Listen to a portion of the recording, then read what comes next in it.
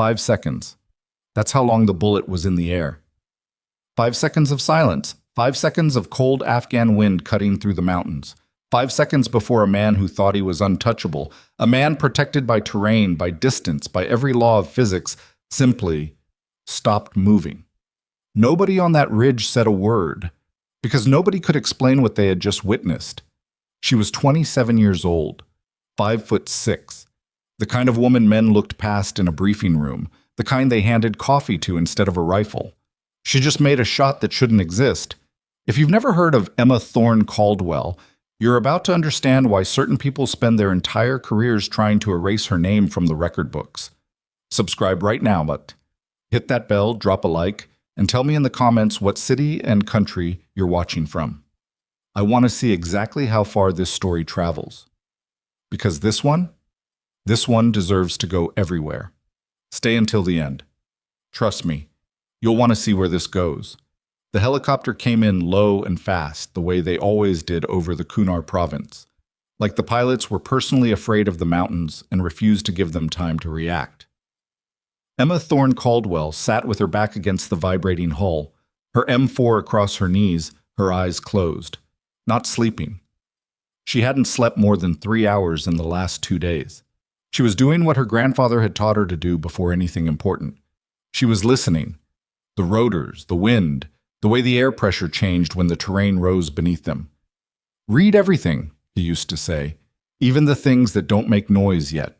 Across from her, Chief Petty Officer Marcus Delaney, everyone called him Del, was cleaning his nails with a folding knife and staring at her the way men stared at things they didn't understand but also didn't respect. He'd been doing it since she boarded the bird at Bagram, through the whole flight, through the briefing packet, through every checkpoint. She felt it the way you feel a draft under a door. You don't have to look. You just know. He's waiting for me to fidget. She didn't fidget. Sergeant First Class Brody Holt leaned over from the jump seat beside her, close enough that she could smell the Copenhagen dip tucked against his lower lip. "You catch any of that pre-brief?" he said, raising his voice over the rotor wash. "About the insertion point?" "Grid Kilo 7, she said without opening her eyes. 12-minute dismount window. We stage on the western ridge and wait for first light before the element moves into the valley." Holt blinked. "Yeah." He leaned back. "Yeah, that's right." Del caught it. She could tell by the way the knife stopped moving for just half a second before it started again. She didn't smile, but she wanted to. Forward. Operating Base Wolverine wasn't built for comfort, and it didn't pretend to be. It was a collection of HESCO barriers, sandbags, corrugated metal, and dust. The kind of dust that got into your water, your food, your lungs, your weapons, if you weren't careful. The base sat in a narrow valley between two ridgelines in Kunar province, eastern Afghanistan, close enough to the Pakistani border that on a clear day, you could see the mountain passes that men had been dying in for 40 years. Emma had been assigned to FOB Wolverine 6 weeks ago as a Joint Terminal Attack Controller, a JTAC, in the shorthand that military people use to turn complicated things into 4 letters. Her official job was to call in close air support, talk to the planes, direct the bombs and the guns from 20,000 feet to within meters of where they needed to go. The SEALs at Wolverine had very strong opinions about JTACs. Specifically, they were tolerated, they were useful, they were support elements. They did not make tactical decisions, they did not question the team's plan, and they absolutely did not touch a sniper rifle without being invited. Emma understood this the way she understood gravity. It was just how things were arranged. She didn't fight it. She watched, she worked, she called in strikes with the kind of calm that made pilots on the other end of the radio request her by name, and she kept her grandfather's rifle case locked under her bunk, where nobody had to think about what was inside it. The intel packet landed on the briefing table at 0400, and by 0415 the room was packed with bodies and cigarette smoke and the kind of focused quiet that meant something real was happening. Commander Jack Morrison stood at the front. Morrison was the kind of officer who made you feel like you were the only person in the room when he looked at you, which was either leadership or manipulation, and Emma had never decided which. He had a twice-broken nose, a silver star he never mentioned, and the particular stillness of a man who had been scared enough times that fear had simply run out of new things to try on him. He put a photograph on the table. "Khaled Dani," he said. Just the name. Nothing else for a moment. The photograph showed a man in his late 50s, heavy through the shoulders, with a beard going gray at the edges. He could have been someone's uncle. He could have been a merchant. He looked like someone who ate too much at dinner and fell asleep early. He wasn't. Dani is directly responsible for at least 43 confirmed IED attacks in Kunar and Nuristan provinces over the last 18 months, Morrison continued. He funds the network, he moves the materials, and he personally approves the targeting lists. We have actionable intelligence placing him at a compound in the Korangal Valley. He set a second image beside the first, aerial reconnaissance printed sharp. Right here. The valley looked like something God had dropped by accident. A deep cut between walls of rock and pine, narrow enough that the sun only hit the floor for a few hours a day. A stream ran through it. You could see small structures, mud walls, a gate, what might have been a courtyard. Chief Garrett Mackenzie spoke up from the left side of the table. "What's the standoff distance?" "To the nearest viable shooting position?" Morrison glanced at the intelligence officer. 2,840 meters.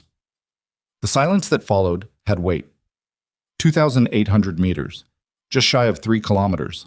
The world record for a confirmed sniper kill in a combat theater, a record that had only been broken twice in history, under controlled terrain conditions with ideal weather and days of preparation, was just over 3,400 meters. What Morrison was describing wasn't just a long shot. It was the edge of what rifles and physics and human beings were capable of doing together. Mackenzie was the best shooter on the team. He'd made kills past 1,800 meters. He was the kind of man who talked about ballistics the way other men talked about football, with genuine love and complete certainty. He shook his head slowly. At that range, with valley thermals, wind layers change every 100 meters in that terrain. We'd need conditions so perfect they practically don't exist in Afghanistan. "I know," Morrison said. "I'm not saying I won't attempt it, sir. I'm saying there's a significant probability." "I know," Morrison said again.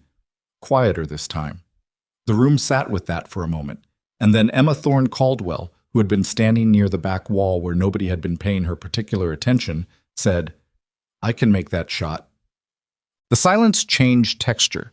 Before it was the heavy silence of men calculating difficult odds. After Emma spoke, it became something else.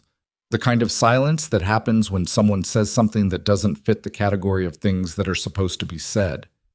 Dell turned around first. Then two of the younger operators. Morrison's expression didn't change, which meant he was surprised. Mackenzie looked at her the way a surgeon might look at someone who just volunteered to perform an appendectomy. "Come again?" 2,800 meters, Emma said. "I've trained to that distance. I have the equipment, and I know the correction math for high-altitude thermals." She kept her voice flat, not defensive, not eager, just factual, the way you state a measurement. "I can make that shot." "You're a JTAC, Dell said. It wasn't a question. It was more like a category correction. "Right now, I'm the only person in this room volunteering." Dell looked at Morrison. "Sir, with respect." "Let her finish," Morrison said.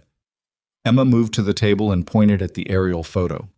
"The optimal shooting position is this ridgeline, here, about 300 meters east of the first position your team was considering. The angle gives a clear sight line over the compound's central courtyard. The slope behind it creates a natural wind shadow that'll reduce variable cross-component by roughly 40% compared to the primary position." She straightened up. "The shot is achievable. It's not easy, and it's not guaranteed. But it's achievable." Mackenzie was looking at her differently now. Not with respect, not yet, but with the first tentative signs of someone reconsidering a thing they thought they already understood. "What rifle?" he asked. "Macmillan TAC 50. I have one. I've been shooting it for 4 years. "Who taught you?" "My grandfather." "Your grandfather?" Dell said it like the punchline of a joke that wasn't funny. "Gunnery Sergeant Harold Thorne," Emma said. 3rd Battalion, 1st Marines, Korea, 1950. He held a ridge for 6 hours with a Springfield and 12 rounds. She looked at Dell steadily. He was also the man who trained Ray Alvarez. That landed. Ray Alvarez was not a household name outside certain circles. Inside those circles, the SEAL community, the special operations world, the very small fraternity of people who talked seriously about precision long-range shooting, Alvarez was the kind of name that ended arguments. He'd made confirmed kills at distances that were still classified. He was, by most serious assessments, among the 3 or 4 best combat snipers the United States had ever fielded. Mackenzie knew that name. Emma could see it on his face. "Harold Thorne," he said carefully. "The Marine." "The same." Another silence. This one was different again, the kind where people were doing private arithmetic and not liking the numbers. Morrison looked at Emma for a long moment. Then he nodded once. "You'll qualify tomorrow at dawn. If you make the distance and demonstrate wind correction under conditions, you're on the position." "Fair enough," Emma said. She turned and walked back to her spot along the wall. Dell watched her go. She could feel his eyes tracking her the same way they had on the helicopter, trying to locate the flaw, the crack, the place where she would turn out to be exactly what he expected her to be. She didn't give him anything. She went back to her bunk at 0500 and sat on the edge of the mattress in the dark and took her grandfather's journal from under her pillow. It wasn't much to look at, a standard composition notebook, the black and white marbled cover warped by what Emma had always assumed was water damage, but had later realized was probably sweat. Harold Thorne had written in it for 30 years, from Korea, through his years as an instructor at Quantico, through retirement, through the long, slow illness that eventually took him when Emma was 19. She didn't read it straight through. She never read it straight through. She opened it to a middle section, where his handwriting got smaller and more precise, the way it always did when he was working through something that mattered. "The wind is a fact," he'd written, "not an obstacle, not an enemy. A fact like gravity, like distance, like the weight of the round. You do not fight a fact, you understand it, you account for it. Then you work." She sat with that for a while. The base around her was doing the particular kind of waking up that FOBs did at pre-dawn. Generators cycling, boots on gravel, the distant thump of a helicopter passing north toward the border. Someone was arguing about something in the next bay. The smell of burned coffee came through the plywood partition. She thought about what waited tomorrow. Not nervously. She wasn't a nervous person, at least not in ways that other people could see, but with the practical attention of someone checking their gear before a climb. The shot was real. The distance was real. The wind in Korengal was real, and it was not predictable. And there was no version of this where she walked out there and it was easy. That was fine. Easy wasn't the point. She closed the journal and set it on the mattress beside her and lay back and stared at the ceiling and ran through the math in her head. The elevation. The barometric pressure that afternoon's weather had logged. The approximate temperature differential between the shooting position and the target compound, separated by 3 kilometers of terrain at different altitudes. The Coriolis effect. Negligible at some ranges, not negligible at this one. The adjustment for spin drift. The way the bullet would begin to slow after the first 1,000 meters, losing velocity in a curve that had to be calculated, not guessed. Her lips moved slightly as she worked through it. In the bunk above her, someone was snoring. A radio crackled somewhere. Outside, the mountains were invisible in the dark, but she knew they were there. You always knew they were there in the Kunar, even blind, even asleep. They had a weight to them. A pressure. She closed her eyes and started over from the beginning. The qualification range was set up on the eastern edge of the FOB, using the long slope of the adjacent ridgeline as a natural backstop. Mackenzie had arranged the targets personally, which Emma suspected was intentional. He wanted to know exactly what she'd been told about the layout, so there could be no argument about assistance after the fact. The air at 0545 was the particular cold of high-altitude Afghanistan in early October, the kind that didn't announce itself, just quietly removed all the warmth from your extremities while you were busy looking somewhere else. Emma's breath clouded and dissolved as she walked the position. She did not hurry. Mackenzie stood 10 meters back, arms crossed, saying nothing. Dell was beside him. 3 other operators had drifted over on the pretext of finishing their coffee. Morrison was not there, which either meant he trusted the outcome or he didn't want to be present for something uncomfortable. Emma set the TAC-50 on its bipod and lay behind it and spent 4 minutes doing nothing but reading the conditions. The scope. The wind indicators she'd placed at 4 intervals along the range. The way a hawk, she noticed the hawk first by accident, then kept it in her peripheral awareness, was riding a thermal approximately 800 meters out, adjusting its angle every 40 seconds or so. Wind was coming north-northwest at what felt like 6 to 9 knots at position, probably shifting at the mid-range point based on how the hawk was tracking. She made her adjustments. She did not announce them or explain them. She made them the way you'd adjust the brightness on a screen, quietly, practically, without performance. The first target was at 1,400 meters, standard long-range qualification distance for a combat sniper. She found it in the scope, settled her breathing into the particular slow rhythm that her grandfather had described once as breathing with the rifle instead of against it, and pressed the trigger. The shot broke clean. "Hit," said the spotter, Petty Officer Reyes, who was the youngest member of the team and the only one who hadn't seemed actively skeptical of Emma.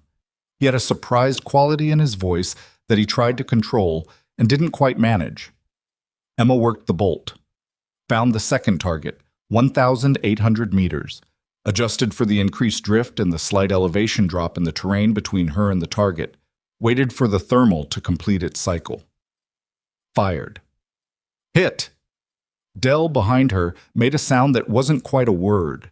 The third target was at 2,200 meters, beyond the standard range of most military qualification courses, in the distance where individual skill in atmospheric physics began their difficult negotiation. Emma could hear, more than feel, the small shift in the wind about 30 seconds before she intended to fire. She waited, adjusted 2 clicks, waited again. Fired. Hit! Reyes's voice had gone quieter. Dead center, I think it's... He paused. Yeah, center. Mackenzie unfolded his arms. Emma loaded for the 4th position. She'd asked for a 4th target to be placed, which had caused minor administrative confusion since no qualification course she'd been handed included one. She'd asked anyway. Morrison had authorized it. The 4th target was at 2,600 meters. This was, by any reasonable measure, an extreme distance. Not impossible. In testing conditions with experienced shooters and prepared positions, it had been done. But this was a FOB range with improvised equipment, shifting mountain thermals, and an audience of people who were each privately hoping for different outcomes for reasons that had nothing to do with marksmanship. Emma lay still for 90 seconds, long enough that someone behind her shifted their weight and the gravel made a sound. Long enough that Dell cleared his throat. She was watching a dust devil form at the base of the slope, 300 meters out, and tracking how it died. When it died, which direction, how long. She'd learned this from the journal. Dust tells you what the air was doing 3 seconds ago. Watch for 3 cycles and you know what it'll do next. She found her breath. The rifle settled. She fired. The sound of the shot was still rolling across the ridgeline when Reyes's spotter scope found the target. Hit, he said, and then, after a half-second pause, Jesus. Nobody spoke. Mackenzie walked forward until he was standing beside her, looking down at the top of her head as she worked the bolt and safed the weapon. She didn't look up immediately. There was a sequence to breaking down a shooting position, and she ran through it, because discipline was discipline regardless of who was watching. When she finally stood and turned, Mackenzie was closer than she expected. "Where did your grandfather say he learned that?" he asked. It wasn't what she'd expected him to say. "He said he learned the patience part from a Marine gunny who died on the Chosin Reservoir," Emma said, "and the math from a physics professor at Michigan who went into the Corps in 1947 and was furious about it until the day he retired." Mackenzie was quiet for a moment, then, "You know the Korengal thermals are going to be different from anything you've trained in." "I know. The wind at 3 kilometers in a valley that narrow is going to behave in ways that no model completely accounts for." "I know that too. So what gives you confidence?" Emma looked at him steadily. "I don't need certainty," she said. I need to be the best option available. A beat. Am I? Mackenzie looked past her at the targets. The 4 impacts. The grouping at 2,600 meters that Reyes was still staring at through his scope like he was checking his own math. Yeah, Mackenzie said quietly. You are. Sad. She found Dell outside the chow hall an hour later. He was leaning against the barrier wall, coffee in hand, looking at the mountains. He didn't acknowledge her approach. She stopped a few feet away and looked at the same mountains for a moment. You want to say something, she said. Not a question. He turned the cup in his hands. I want to say 6 months ago we lost a JTAC named Ortega who thought he was ready for something he wasn't. 24 years old. Good Marine, didn't come back. Emma waited. I'm not saying you're not skilled, Dell said. He had the tone of a man who'd chosen these specific words carefully and in advance. I'm saying I've seen skill get people killed because they were put in the wrong situation. I appreciate that, Emma said. Dell looked at her. Genuinely, she said. It's a real thing to worry about. She held his gaze. But I'd feel better if you'd say it to my face instead of the back of my head. Something shifted in Dell's expression. Not warmth, not yet, but the beginning of the recalibration. The moment when someone stops seeing a category and starts seeing a person. Fair enough, he said. She nodded and kept walking. That night, Morrison found her at the small desk in her bay where she'd laid out the TAC 50's components for a detailed function check. He leaned in the doorway for a moment before she acknowledged him. You knew the qualification performance wasn't enough, he said. The team needs to trust me, not just your authorization, she said, fitting the bolt carrier back into the receiver. One is an order, the other is a decision. Morrison was quiet for a moment. Your grandfather's journal, you actually carry it? Always. What does it say about missions like this one? Emma thought about it. He didn't write about specific missions. He wrote about states of mind. She set the bolt assembly down. He said the most dangerous moment for a shooter wasn't the shot. It was the second before the shot, when everything in you that isn't disciplined tries to make a last argument. What do you do with that argument? You let it finish, she said. Then you work. Morrison looked at her for another moment. Then he pushed off the doorframe. We insert in 36 hours, he said. Get some rest. He left. Emma sat alone in the small circle of her desk lamp, the rifle spread in front of her, the journal closed at her elbow, and the dark weight of the mountains pressing against every wall of the FOB. She picked up the bolt assembly and continued her work. 2 days later, at 0300, the team loaded into the vehicles for the approach to the insertion point. The ride took 4 hours, on roads that had been cleared by combat engineers but still registered a permanent background risk, because that was the nature of roads in the Kunar. Everyone who'd been here long enough had a story about a road that had been cleared. Emma sat in the second vehicle, Mackenzie across from her, both of them not talking because there was nothing useful to say. The team's junior radio operator, a kid named Patel who looked about 20 and had probably graduated college 8 months ago, kept checking and rechecking his equipment.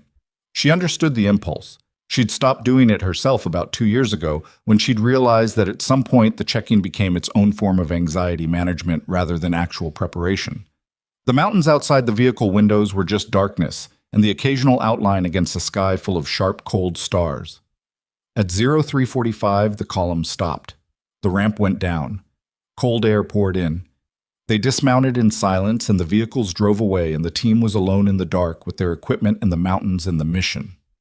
Emma adjusted her ruck and shouldered the rifle case and fell into position in the column. The terrain ahead was a 40-minute climb in darkness at altitude, which was its own particular kind of work. She thought about her grandfather, about the way he'd described the night before the Chosin Reservoir as the quietest scared I've ever been.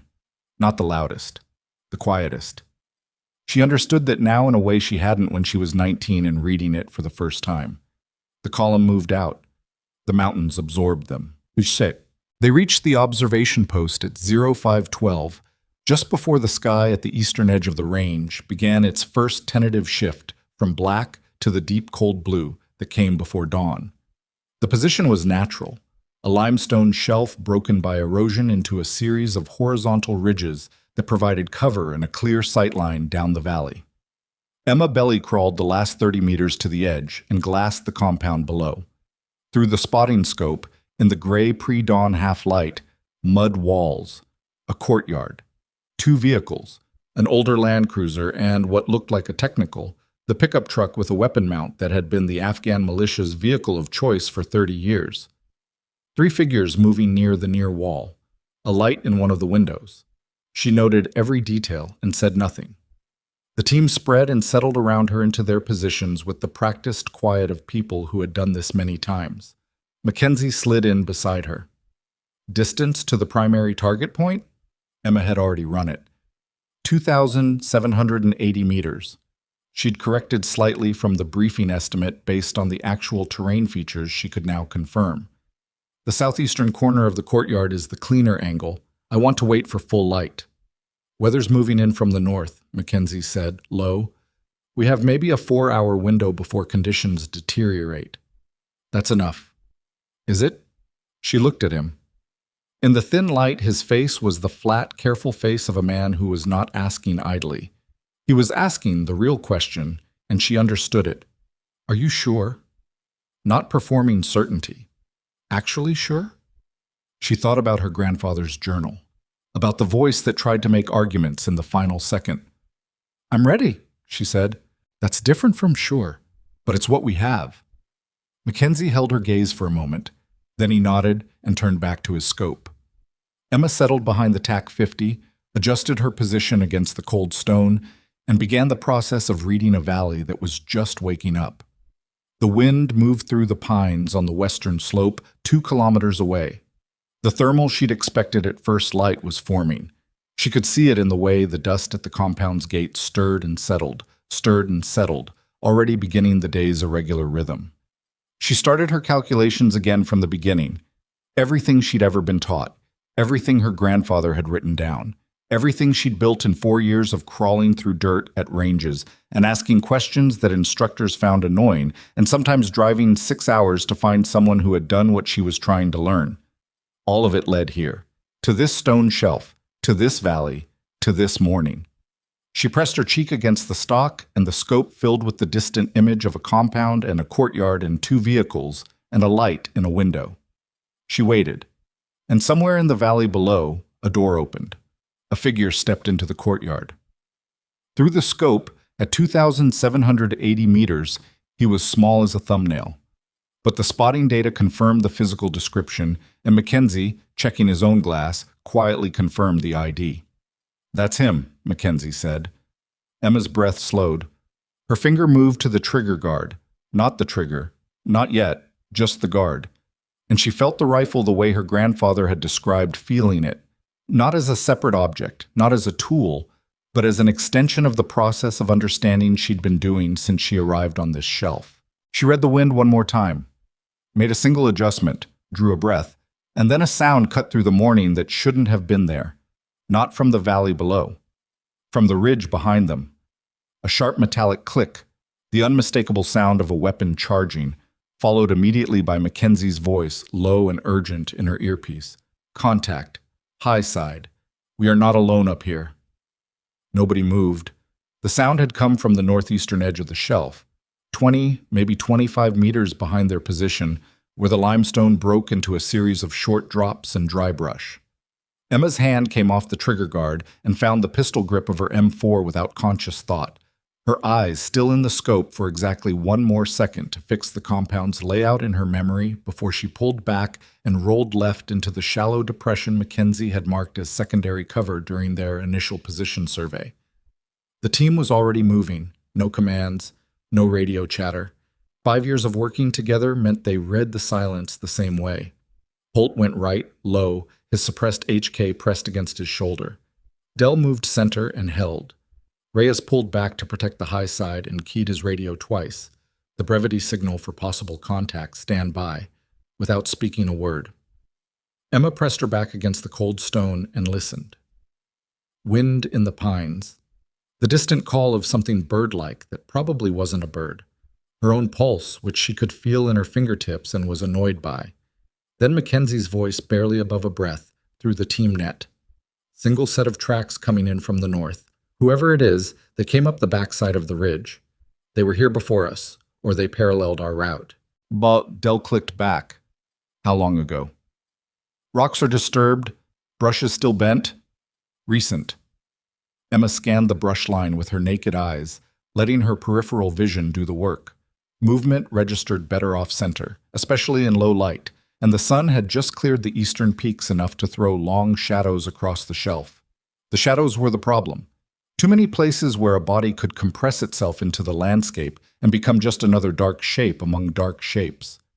She saw nothing, which meant either there was nothing to see or whatever was out there was very good at not being seen. Those were two extremely different situations. Emma, Mackenzie, still low. You still have the compound? She'd broken position to move to cover. The TAC-50 was still on its bipod at the edge of the shelf, 10 meters from her current position. Moving back to it meant crossing open ground.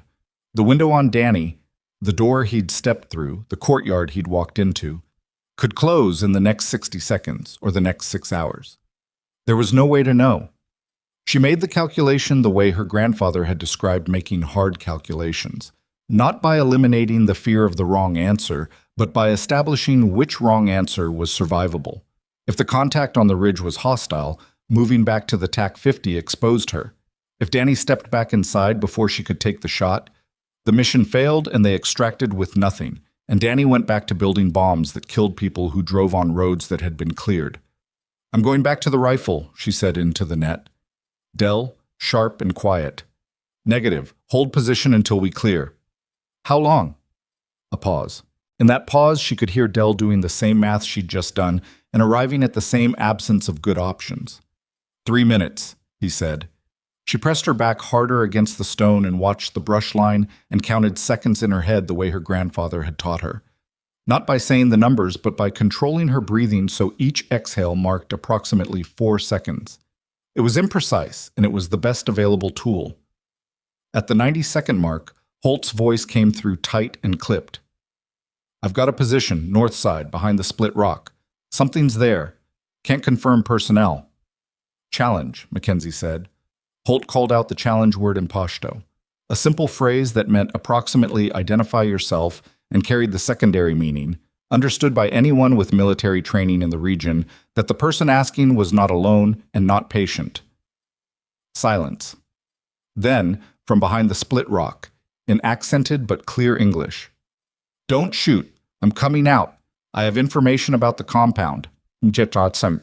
The man who emerged from behind the rock was Afghan, somewhere between 40 and 50, wearing the kind of clothes that looked like they'd been chosen specifically to look like no particular affiliation. Not military, not traditional, not the deliberate roughness of a fighter. He had both hands visible and empty, and he walked toward them with the careful deliberateness of someone who understood exactly how close he was to being shot. Holt was on him in 3 seconds, hands behind head, face against rock, rapid pat-down. The man didn't resist and didn't speak during the search. He'd been here before, Emma thought, not this specific rock, this specific situation. Clean, Holt said. Mackenzie moved in front of him. Talk. The man raised his face from the rock enough to speak. Danny is leaving, this morning. There's a vehicle coming from the North Road at first light, in the next 40 minutes. He moves when he moves. He doesn't announce it. A breath. You have less time than you think. Who are you? Someone who wants Danny gone more than you do. He said it without drama, and that was what made Emma believe it. People who were performing sincerity usually reached for drama. He has my cousin's son working the gate. Boy is 14. Danny will not let him leave. A pause. I came to tell you. After today, you won't get another chance. He knows this valley was surveilled last week. He's moving his base after he returns from wherever he's going this morning. Mackenzie looked at Emma. She was already back at the TAC-50. The compound had changed in the 6 minutes she'd been away from the scope. The courtyard had 2 additional figures in it now, both armed. She could see the silhouettes of weapons slung muzzle down, the carrying posture of men who were alert but not yet in a heightened state. The Land Cruiser's engine was running. She could see the faint shimmer of exhaust in the cold morning air at the vehicle's rear. Danny was still visible, standing near the far wall, talking to someone she couldn't see clearly, a figure partially obscured by the vehicle's hood. She keyed her radio. "Target is in the courtyard. Vehicle preparing to move. Confirm I am cleared hot." Morrison's voice came back from the FOB, the satellite link making it slightly flat. "Stand by. We have a vehicle departing in approximately 40 minutes per source intel on site. Request clearance." "Stand by, Thorne." She hated those words, stand by, as if the world would pause while the paperwork caught up. Mackenzie was beside her now, his spotting scope running, giving her data in the low, continuous murmur she'd been trained to receive without breaking her own concentration. "Wind at position, 8 knots, north-northwest. Thermal developing over the south slope. We've got a rotation cycle running approximately 45 seconds. Target is stationary. Range confirmed 2780. "I'm reading the same rotation," Emma said. "I want to fire in the thermal pause." "That's maybe a 5-second window." "I know. Per cycle." "I know, Garrett." It was the first time she'd used his first name. He didn't comment on it, and neither did she. The radio crackled. "Morrison. Thorne, you're cleared hot. Rules of engagement confirm. Take the shot when conditions allow." She heard Dell behind her let out a breath he'd been holding. She didn't look back. The thermal rotation was the problem, and also the key. In a normal engagement at this distance, a shooter had the luxury of waiting for ideal conditions to persist long enough to work through their full firing process. Settle, breathe, confirm, press, follow through. In a valley like the Korengal, with the sun hitting the south slope at an angle that was now changing every few minutes as it climbed, the thermals were active and competing, and the wind that came through the target zone was not a single consistent force, but a series of overlapping pressures that had their own rhythm. Her grandfather had written about something like this in the journal. Not Afghanistan, he'd never been to Afghanistan, but a valley in Korea where the terrain created similar layered winds. "Find the moment when the layers agree," he'd written. "They won't agree for long." But they agree. Emma watched the indicators she'd placed along the range during the pre-dawn setup, the small pieces of surveyor's tape tied to brush at 500-meter intervals. She watched the way they moved. She counted. The pattern wasn't consistent, but it wasn't random either. Nothing in nature was truly random when you observed it long enough. At approximately 43-second intervals, the competing thermals reached a momentary equilibrium. The tape at the 500-meter mark would go almost still. Then the tape at 1,000 meters.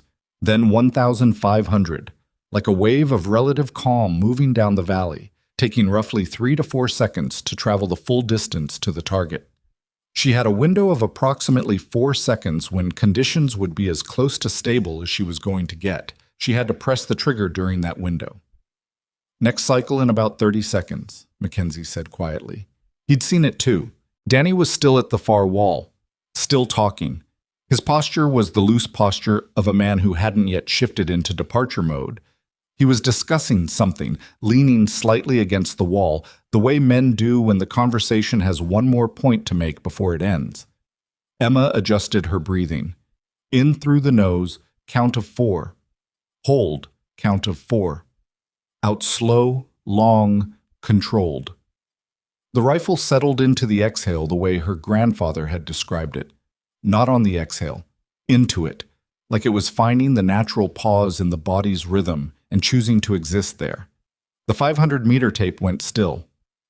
"Cycle starting," Mackenzie said. She tracked the calm moving down valley. 1,000 meters, the tape barely moving. Danny pushed off the wall and turned slightly, starting to wrap up the conversation. 1,500 meters. The tape held. She put the crosshairs on the center of mass and let her finger find the trigger. Not grab it. Find it. There was a difference that took years to understand, and she'd understood it for about 3 of them. 2,000 meters. The thermal pause was moving through. "Steady," Mackenzie said. She didn't need him to say it, but she didn't mind that he did. 2,500 meters. 4 seconds now, maybe 3.5. She pressed. The TAC-50 fired. A sound you didn't just hear but felt in the chest cavity, in the teeth, in the hands. And Emma rode the recoil back and reacquired through the scope before Mackenzie's call reached her ears. "Impact," he said. One word, then a half-second pause. "Target down." Emma worked the bolt, maintained position, scanned. The courtyard below was in sudden motion. Figures running, the two armed guards bringing their weapons up to ready positions, and moving in confused arcs because they didn't know which direction the shot had come from. At 2,780 meters with a suppressed muzzle, the acoustic signature was scattered by the terrain. To the men below, it would have sounded like it came from everywhere and nowhere. Dell's voice behind her controlled. "Good shot. Confirming compound movement consistent with target down." Emma said nothing. She was still scanning. Because something wasn't right. It wasn't anything she could name immediately.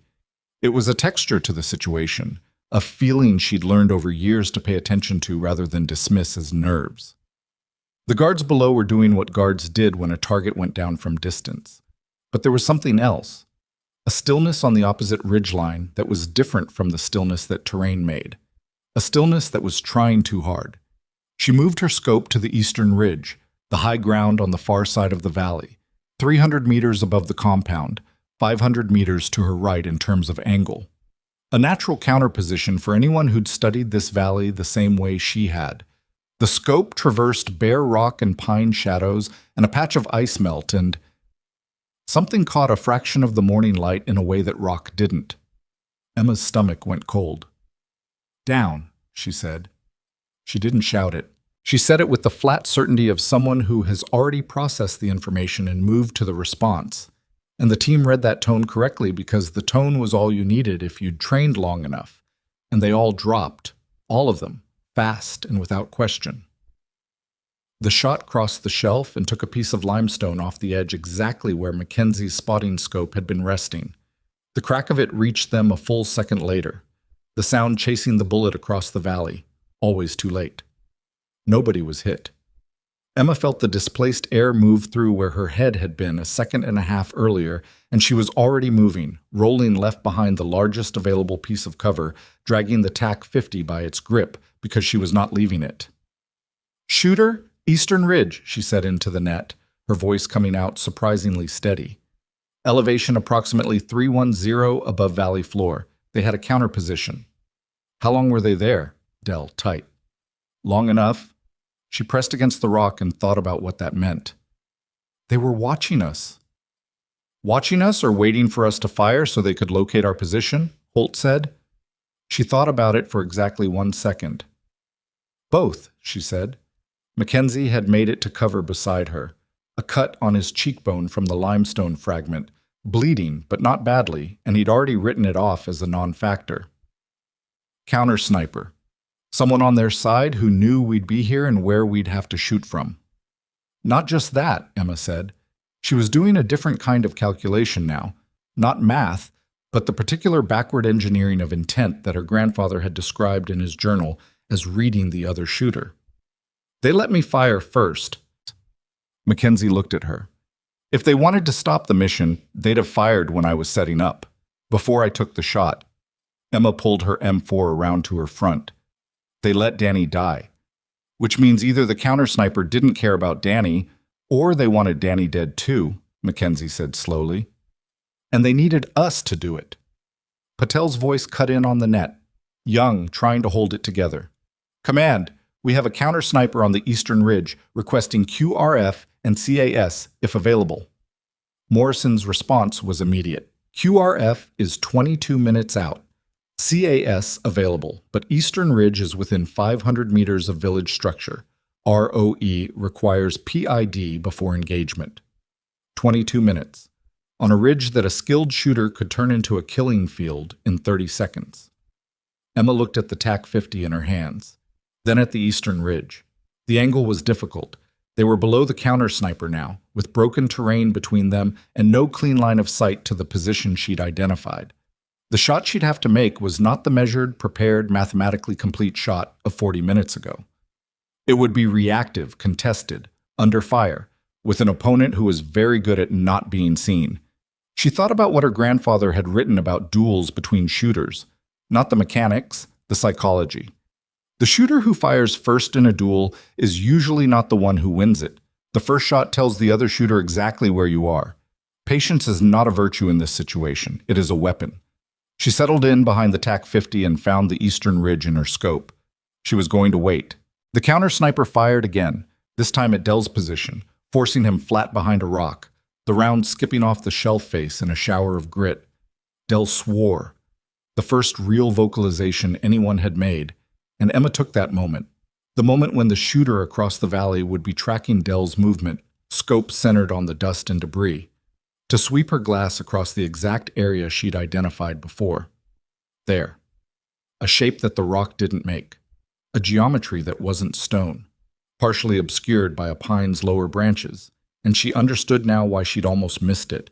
Whoever was over there had built a natural blind from the available material, and they'd done it well enough that she'd only caught it by the optic flash. They'd been careless with their scope discipline in the moment of firing. Careless, or impatient. She held the position in her crosshairs and did not fire. Not yet. Mackenzie, reading her somehow, reading the stillness the same way she read the wind, said nothing.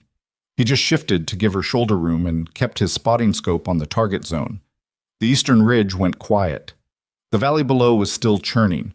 The guards had gotten themselves into a defensible formation near the compound's main gate. 2 vehicles now moving toward the northern road. The controlled chaos of an organization absorbing an unexpected event and trying to evacuate its leadership structure. None of that was Emma's problem right now. Her problem was across the valley, waiting to see if she'd moved. She stayed exactly where she was and breathed and counted and didn't move. 40 seconds. A minute. 90 seconds. Then the pine branch on the eastern ridge moved, not in the wind, against it, and Emma saw the barrel of a rifle change angle by approximately 15 degrees as the shooter over there shifted to reacquire a new position, having calculated that she'd moved, that the cover she'd been behind was no longer where she was. She fired in the breath between realizing what she was seeing and finishing the thought about it. The shot crossed the valley. Through the scope, she saw the rifle on the eastern ridge drop. The barrel fell forward, supported now only by the blind's edge, pointing downward at nothing. She worked the bolt. Nobody moved on the eastern ridge. "I think you got them," Mackenzie said quietly. "Maybe," Emma said. The rifle went down. I hit the rifle. She kept her scope on the position. "I was aiming for the rifle." A silence. "You—" Mackenzie stopped, started again. "You were aiming for the rifle." "I couldn't confirm a clean body shot from this angle with this wind," she said. "The rifle was the cleaner target. If the shooter's still capable, they can't fire without it. If they're not, same result." Dell had come up out of his cover now, moving carefully, his eyes on the eastern ridge. He reached Emma's position and crouched beside her and looked at what she was looking at. The fallen rifle, the stillness, the pine branch that was no longer moving in a direction it shouldn't. He didn't say anything for a moment. Then, quietly, without the particular edge that had been in his voice since the helicopter ride, "Good thinking." She didn't respond. She was still watching the ridge, because a good counter-sniper did not stay in a compromised position. And if the shooter over there was alive and mobile, they were already moving, and where they'd move next was a question she needed to answer before they did. Patel's voice on the net. "QRF is 15 out, requesting sit-rep." Mackenzie keyed up. "Mission package is complete. Counter-sniper position compromised. One possible WIA or KIA Eastern Ridge unconfirmed. Team is intact, preparing for extract." A pause from command. Then Morrison. "Copy. What's your assessment on the counter-sniper identity?" Mackenzie looked at Emma. She took a breath. "Unknown," she said into the net, "but whoever they were, they knew this valley better than we did, and they knew our position before we established it." A pause. "That's not just good fieldcraft, that's information." Another silence from command. Longer this time. "Copy, Thorne," Morrison said. "We'll debrief on exfil. QRF will meet you at extraction point Delta." The team began breaking down positions. Reyes was collecting the intel the Afghan source had handed over. A folded sheet with handwritten notes in Dari that would go to the linguists at Bagram. Holt was covering the northern approach. Dell was already moving toward the egress route. Emma was last off the shelf. She took the TAC 50 off its bipod, broke it down to travel configuration, and stowed it in the rifle case with the efficiency of someone who'd done it in the dark, in the rain, while their hands were shaking. She did a final scan of the eastern ridge with her naked eyes. Nothing moved. She picked up her grandfather's journal. She'd set it beside the case when she first set up, a habit she couldn't quite explain and had stopped trying to, and tucked it back into her chest pocket. The Afghan source was gone. He'd slipped away during the firefight without any of them noticing, which either meant he was very good at disappearing or he'd planned to leave at exactly that moment regardless of what happened. She decided she'd think about that later. There was a list of things to think about later, and it was getting long. She turned and walked into the shadow of the ridge, following the team's egress line, the rifle case across her back and the cold morning air against her face, and the valley behind her already beginning to fill with the sound of vehicle engines and distant radio chatter as whatever remained of Danny's network tried to understand what had just happened to them. She thought about the fallen rifle on the eastern ridge. She thought about a shooter who knew where she'd be before she got there. She thought about the word Mackenzie had used on the way up this mountain, half in conversation and half thinking aloud. Counter-sniper. The word for someone positioned not to protect a target, but to eliminate the threat to one. Someone who had known Danny was the target. Someone who had let the shot happen anyway. Who hired a counter-sniper to let their own commander die? The question rode with her all the way down the mountain, through the cold and the silence and the long, careful steps of a team moving fast on terrain that didn't forgive carelessness. She had no answer, but the question felt like the kind that, once it started, didn't stop.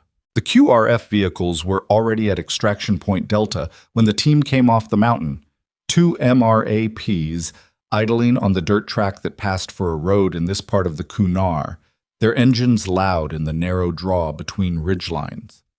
Emma climbed into the second vehicle and sat and said nothing for the first 20 minutes of the drive back to Wolverine, which was fine because nobody else was talking either.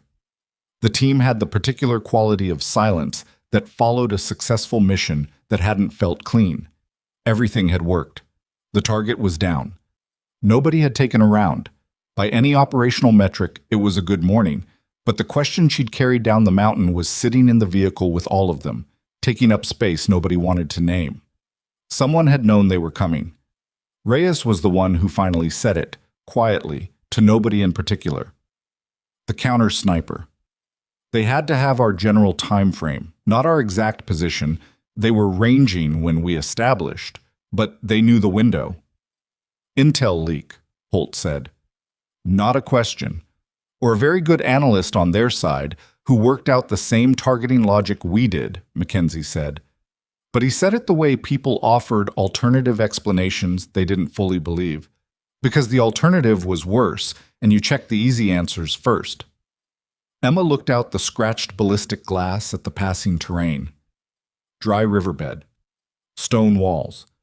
A single tree bent permanently sideways by decades of wind. The source, she said. The Afghan who came up the ridge. He knew our time frame too. He gave us useful information, Dell said. He gave us information that confirmed what we already planned to do, Emma said, which meant the only thing he actually changed was our certainty about the window. We moved faster because of him. The vehicle hit a rut and everyone absorbed it automatically, the trained bracing of people who'd spent too long in military vehicles on bad roads. Dell looked at her. You think he was working both sides? I think I don't know, Emma said. And that's the problem. Morrison was waiting at the FOB's operations center when they rolled through the gate. He had the look of a man who'd been on the radio for 2 hours and hadn't enjoyed any of it. The particular tension that settled around the eyes and the jaw of someone managing multiple conversations with higher command while simultaneously trying to hold a picture together with incomplete information. He pulled Emma and Mackenzie into the TOC before they'd had time to drop their gear. The Tactical Operations Center at FOB Wolverine was a reinforced room that smelled permanently of electronics and burned coffee and the specific stress sweat of people making decisions under pressure. 3 screens on the far wall showed satellite feeds, a topographic overlay of the Korengal, and a live drone feed of the compound below, which was now a scene of organized withdrawal, Vehicles moving north, personnel dispersing in patterns that suggested a practiced emergency protocol. Morrison closed the door. "Tell me about the counter-sniper," he said. Mackenzie gave the factual account. Emma led him. She was looking at the drone feed on the center screen and thinking about the eastern ridge position, trying to work backward from what she'd seen to what it meant about preparation time, about sightline selection, about the specific knowledge required to choose that spot.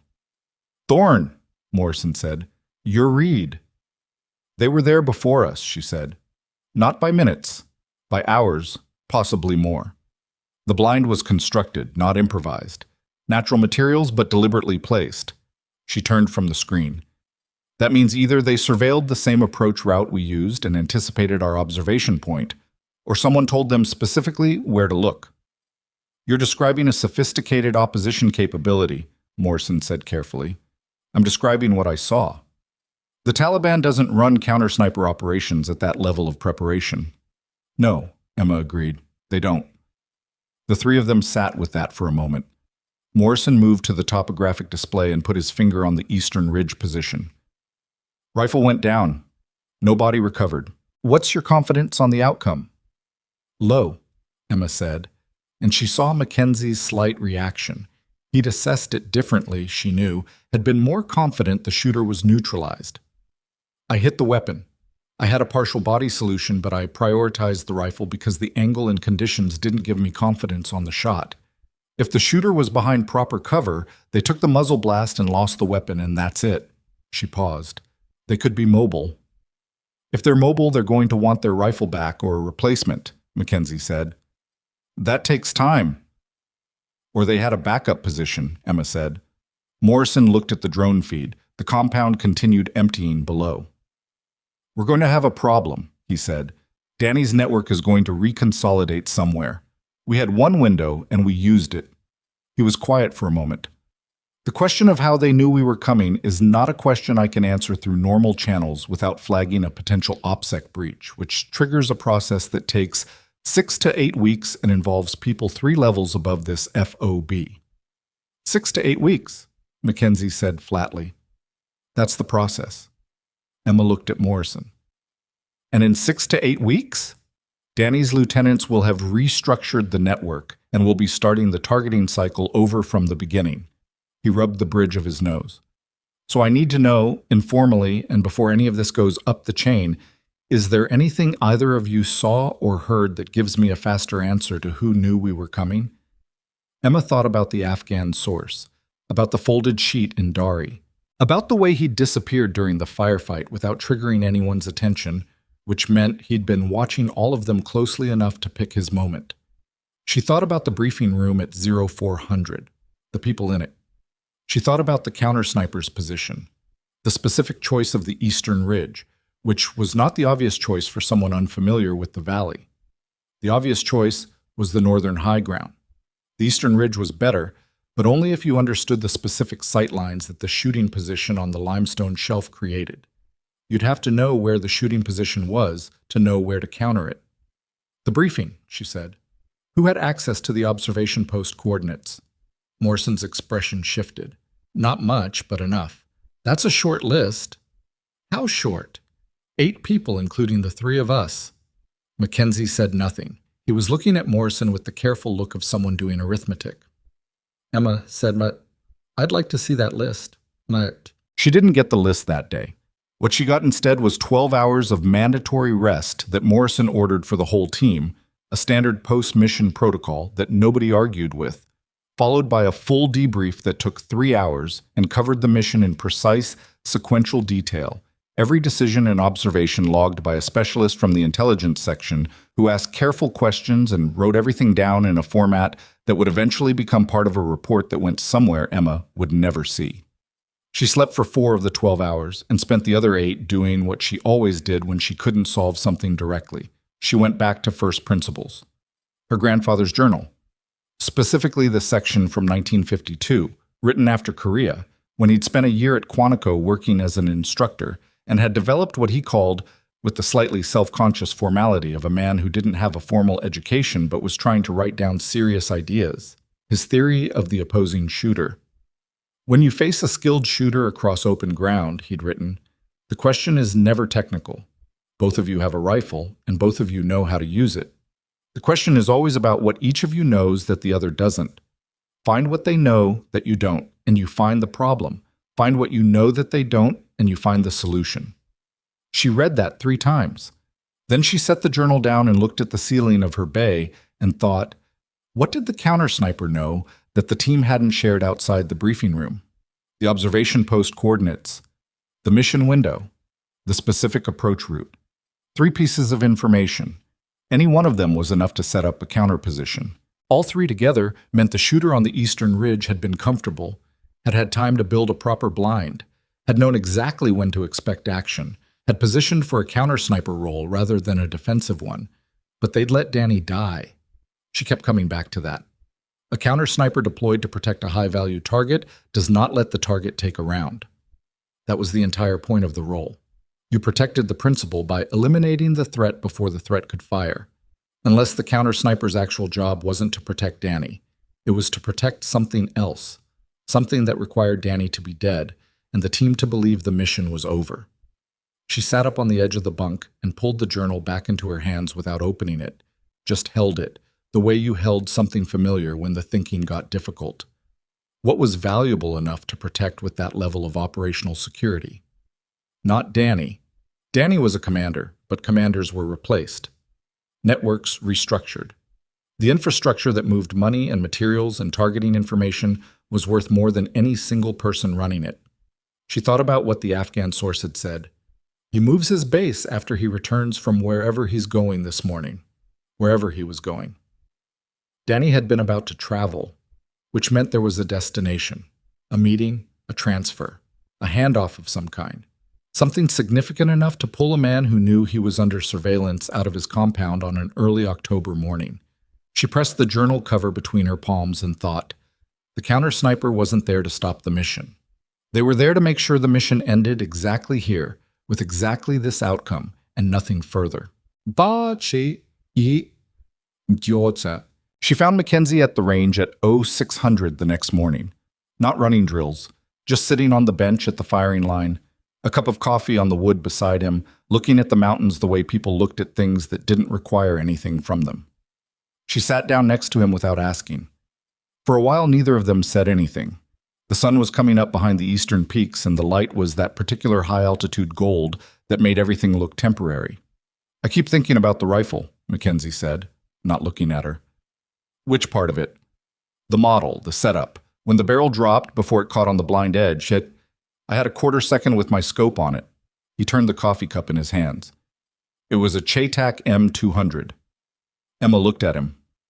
The JTAC M200 was not a Taliban weapon. It was not a weapon you found in a Kunar Valley in the hands of a local fighter or even a well-supplied regional commander. It was a precision American-manufactured long-range rifle that the military used, that certain Allied special operations units used, that private contractors with very specific employment histories used. You're sure, she said. I know that silhouette. You didn't mention it in the debrief. I wasn't sure enough to put it in a debrief. He looked at her now. I'm sure enough to tell you. Emma sat with that for a moment. The range was empty except for the 2 of them and the wind coming off the peaks and the distant sound of the FOB's generators doing what generators did. Who do you think it was? I think it was someone trained the same way we're trained, Mackenzie said, which makes it considerably worse than the Taliban having a good shooter. It also explains the technique, Emma said, letting Danny take the shot. If you're protecting an asset, not a person, an asset, you need the team to believe the mission is complete so we extract and stop looking. Mackenzie was quiet. Garrett, she said. What was Danny moving? Intel said materials, bomb-making components. Intel said, which intel?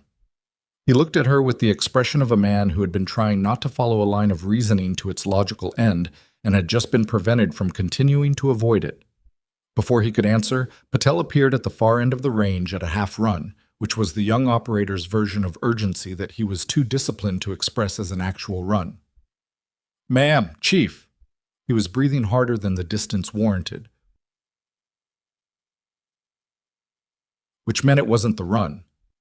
Commander Morrison wants the whole team in the TOC right now. A pause.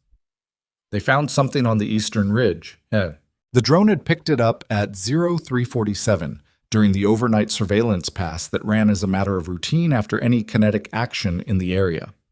A thermal signature, faint, low to the ground, moving north along the ridge at a pace that suggested someone injured or exhausted or both, making for the passes that connected the Korengal to the network of trails on the other side. By the time the drone operator at Bagram had confirmed it was human and flagged it for the FOB, the signature had reached a point where the terrain folded into a deep cut and the thermal lost it.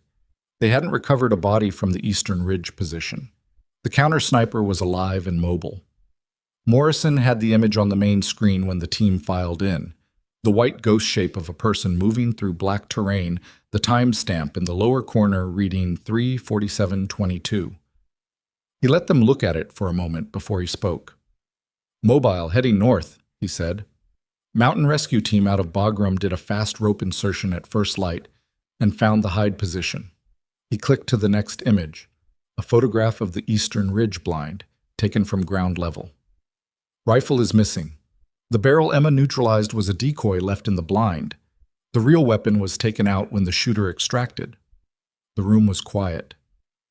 They left something behind, Morrison continued and clicked again.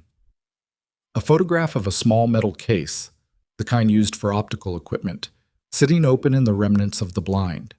Inside, visible in the photograph, was a folded piece of paper and what appeared to be a satellite phone that had been deliberately destroyed, its circuit board separated from the housing and bent in a way that made recovery of any stored data essentially impossible. "The paper," Morrison said, "is a page from a sniper's data book.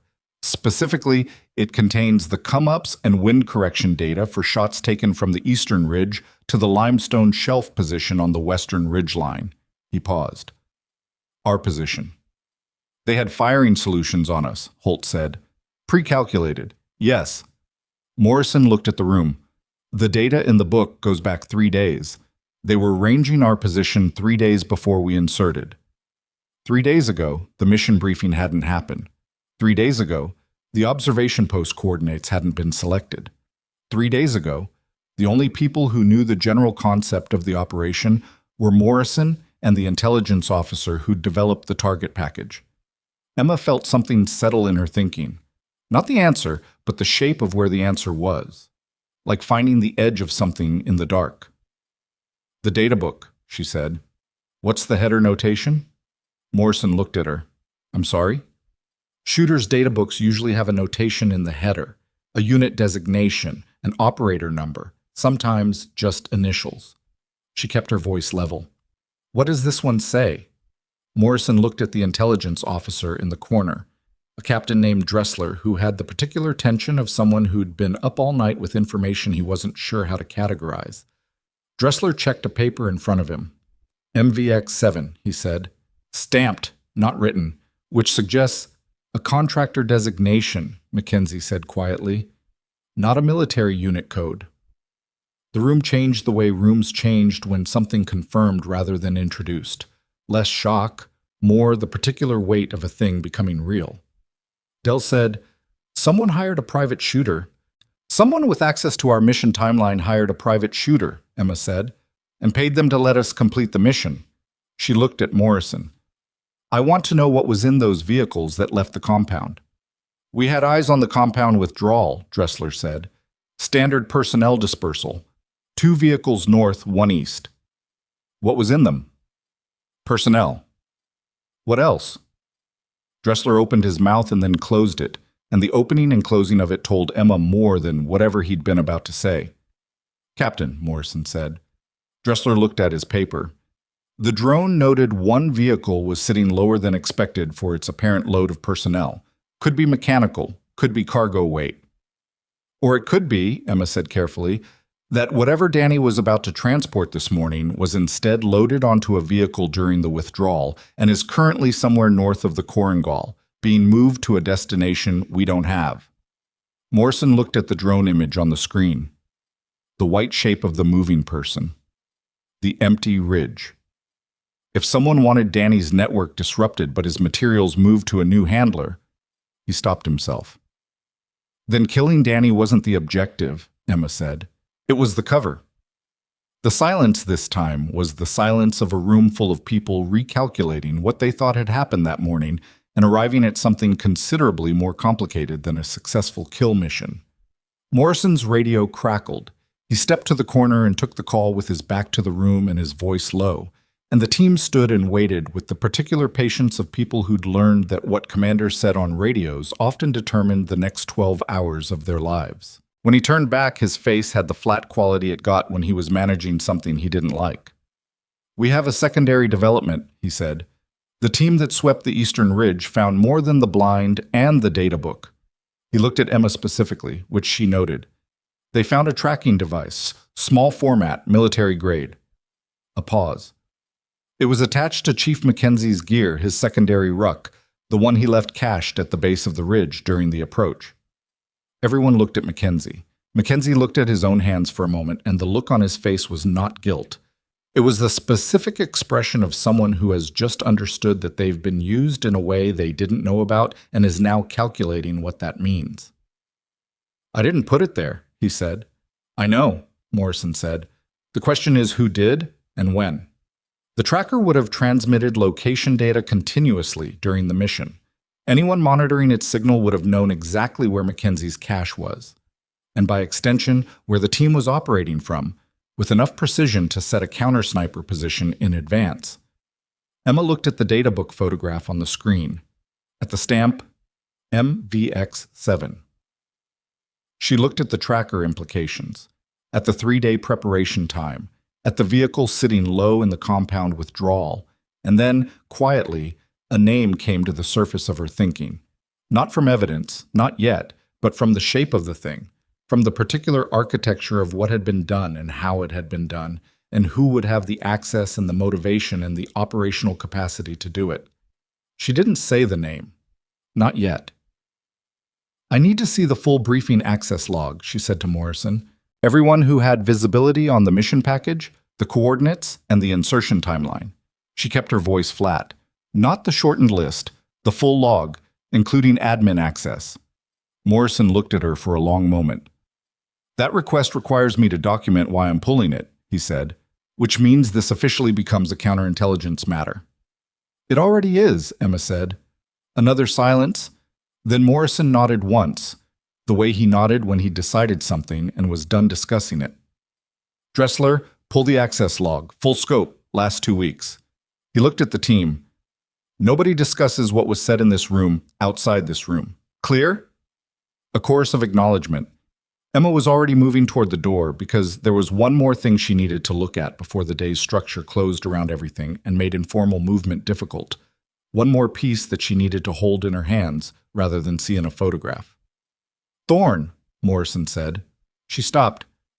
"Where are you going?" "The armory," she said. "I want to look at the tracker." Chat. The device was smaller than she'd expected, about the size of a thick coin, matte black, with a magnetic base that would adhere to most metal surfaces without preparation. She held it between her thumb and forefinger under the armory's fluorescent lights, while the young specialist who'd signed it into evidence stood nearby with the practiced discomfort of someone trying not to appear to be watching. Military grade. That description covered a wide range, but this specific form factor, she'd seen something similar in a training context 3 years ago during a counter-surveillance course that had been one of the most practically useful things her career had put her through. The form factor was consistent with equipment issued to certain Tier 1 units and to the contractor ecosystem that surrounded them.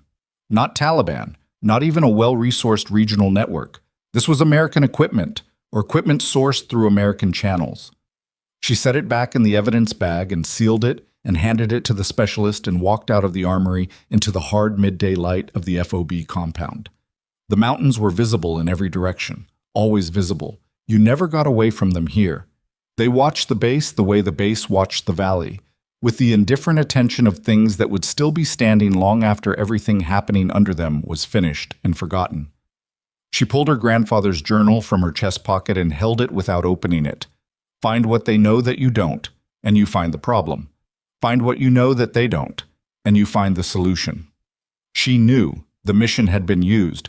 Someone with access to classified targeting information had allowed an operation to proceed while simultaneously running a parallel action that served a different objective.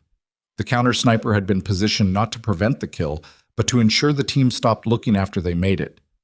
The tracker on Mackenzie's gear had provided real-time position data to someone monitoring remotely.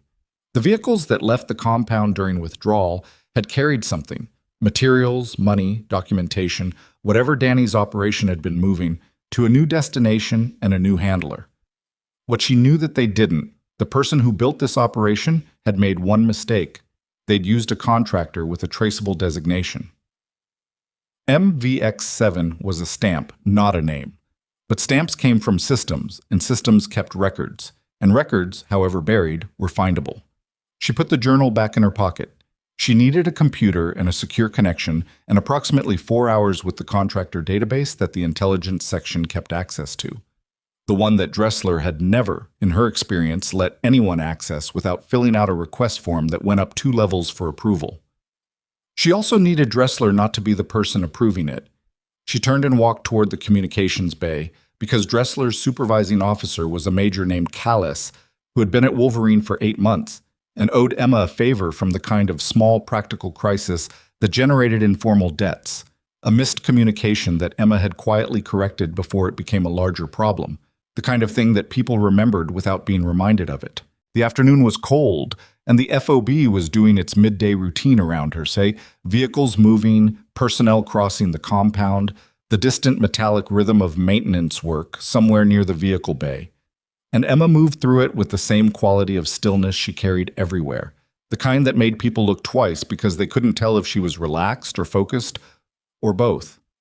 She was both. She was always both. Callis pulled the access without argument, not because the favor was being called in explicitly, but because Emma laid out the justification in terms that left no comfortable alternative. A traceable contractor designation on a device found in a counter-sniper hide that had compromised a classified mission was, by any reasonable standard, an active counterintelligence concern that justified immediate database access without the standard approval timeline. Calais was a careful man who didn't like exposure. The fastest way to reduce his exposure was to let her look. She had the terminal to herself for 3 hours. MVX7 took her 40 minutes to locate. Not in the contractor database directly, because the designation didn't appear there under its own heading, but in a cross-reference index that linked contractor designations used in joint operations to the contracting entities that had generated them. MVX prefix designations had been issued by a single contracting officer during a specific 18-month period for operations running through a particular regional command structure. The contracting officer's name was in the system. She looked at it for a long time. Then she looked at the access log that Dressler had pulled, the one Morrison had requested, the full scope over 2 weeks, which Dressler had sent to her terminal as a secure file after Morrison had pushed for it. The contracting officer's name appeared in the access log, not as a staff member at Wolverine, as a visitor, 3 days ago, 48 hours before the mission brief, 12 hours before the briefing room access list was finalized, present on base, under a liaison designation that gave him access to the operations center as part of a routine coordination visit that 6 people would have signed off on without a second thought. Emma sat back in the chair and looked at the name on the screen. Colonel Augustus Stanton, Army, assigned to the Regional Command's Operational Planning Directorate. A man with 22 years of service, 2 combat deployments, a reputation for operational thoroughness that people in the planning community spoke about with a kind of reverence that came from watching someone be consistently right about the details. She'd met him once, briefly, at a coordination meeting in Bagram 4 months ago. He'd been polite, precise, and had asked her a question about JTAC integration protocols that was more sophisticated than most officers at his level bothered with. She'd thought at the time that he was exceptionally good at his job. She still thought that. She thought he was exceptionally good at a job that included, apparently, running a parallel operation through a private contractor, using classified mission data as the mechanism and arranging for a friendly counter-sniper to ensure that the operation produced a specific outcome while leaving no visible trail connecting it to the Regional Planning Directorate. He'd almost pulled it off. The stamp was the mistake. MVX-7 pressed into the corner of a data book that should have been taken out of the hide during extraction, left behind because the shooter had been in a hurry, because Emma's shot had forced them to move faster than planned, a 5-second margin.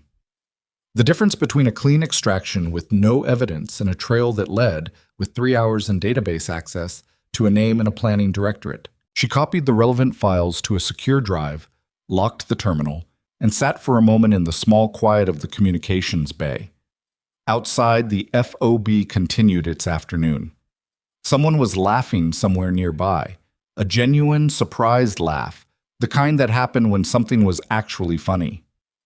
The generators ran. A helicopter passed overhead, heading east.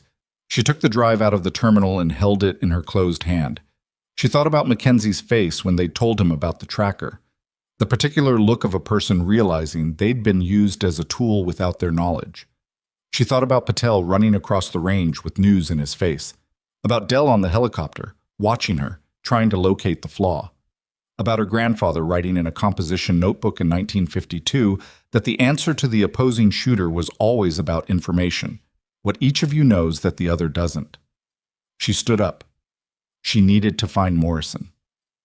The afternoon light came through the communications bay's single high window at a flat angle, catching dust in the air and making it briefly visible. All those particles that were always there, invisible, until the light hit them right. She walked out into the compound and crossed toward the TOC. The mountains watched from every direction. She didn't look at them. She had what she needed, and she knew what came next, and the only thing left was to walk through the door and say the name out loud. Some things, once spoken, couldn't be taken back. She was done being careful about that. Morrison was at the TOC's main table with a satellite phone pressed against his ear when Emma walked in. He looked at her face and ended the call without finishing the sentence he'd been in the middle of, which told her something about how she looked coming through the door. She set the secure drive on the table in front of him. "Augustus Stanton," she said. Morrison looked at the drive, then at her. "Sit down." "I'd rather stand." "Sit down anyway." She sat. He picked up the drive and turned it in his fingers without plugging it in, not ready to see what was on it yet, or needing a moment before he was. "Walk me through it," he said. She did. Methodically, in the order she'd found it. The MVX-7 designation, the contracting officer cross-reference, the access log, the timestamp on Stanton's liaison visit. She kept her voice level and her language precise because the moment you started editorializing in a briefing like this was the moment people started managing you instead of listening. Morrison didn't interrupt. He sat with his hands flat on the table and listened in the way he listened when something was serious, which was differently from how he listened to routine reports. More still, less responsive. Like he was holding everything in suspension until the full picture was visible. When she finished, he was quiet for about 15 seconds. "You ran this search yourself," he said finally. "Through Callis." "Yes." "Without flagging it through Dressler." "Dressler's name is in the access log from Stanton's visit," Emma said. "He signed the liaison clearance." Morrison's jaw tightened. Not surprise. She could see it wasn't surprise, but the specific tightening of someone who had suspected something and been hoping not to have it confirmed. "That doesn't make Dressler part of it. Liaison clearances are routine." "I know. I'm not accusing Dressler of anything. I'm saying I didn't know how far it went, and I made a conservative choice about who to loop in."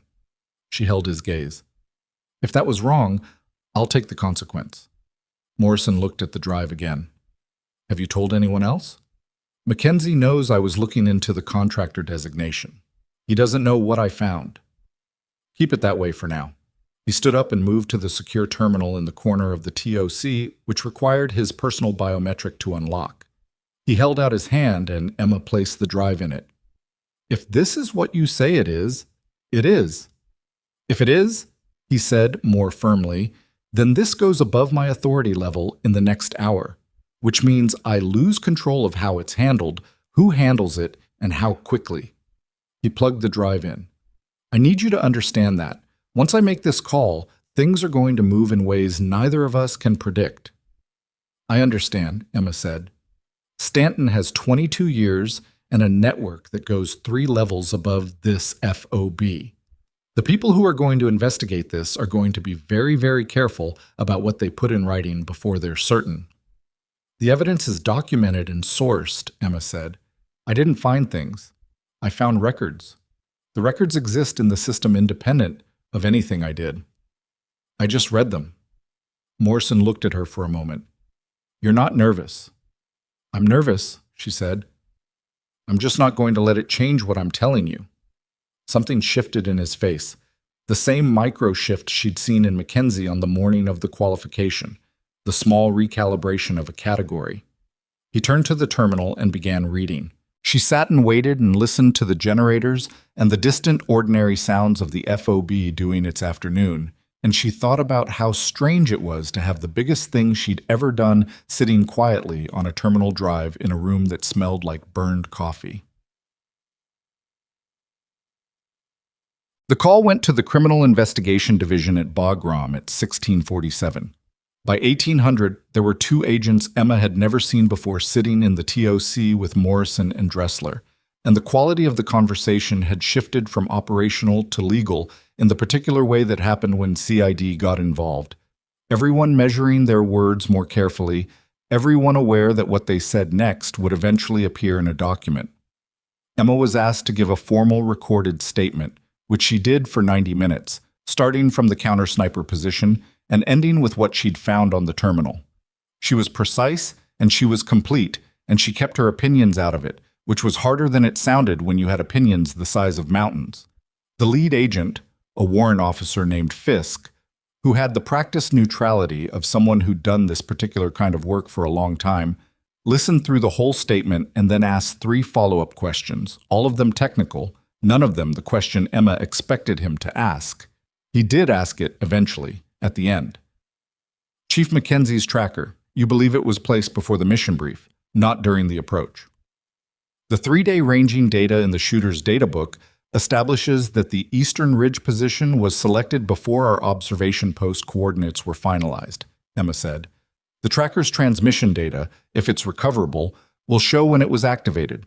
But the positioning logic alone, the counter-sniper chose the eastern ridge specifically because it dominated our limestone shelf position. You can only make that choice if you know where the limestone shelf is being used from. Which requires knowing our target package, Fisk said. Yes. When would that information have been available to someone at Stanton's access level? The targeting package was submitted to regional planning for deconfliction clearance 8 days ago, Emma said. Standard process.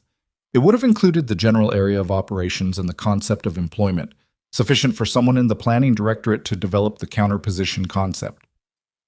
Fisk wrote something down, looked at it. You've been doing this analysis while concurrently executing an active mission.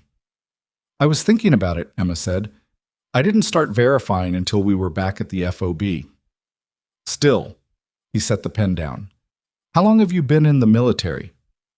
6 years? He seemed to be choosing a word.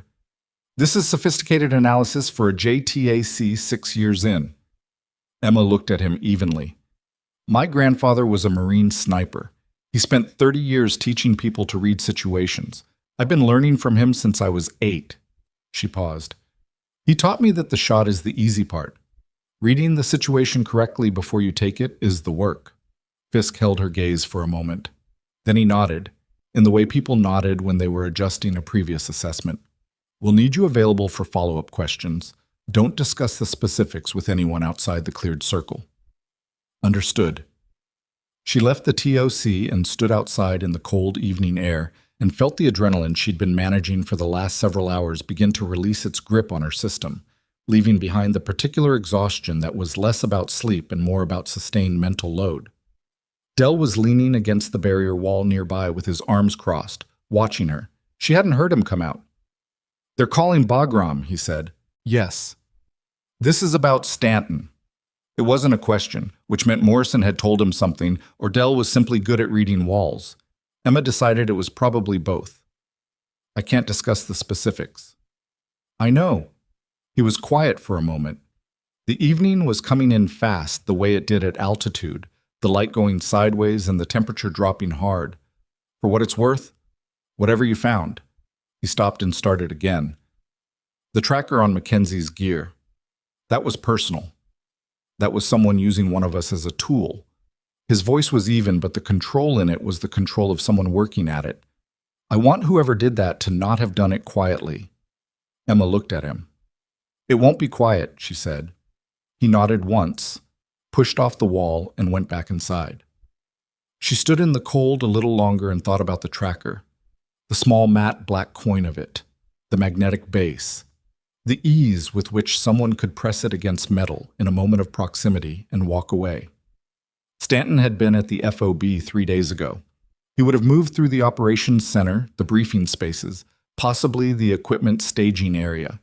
A man at his rank moved through those spaces like air, expected, present, unremarked upon.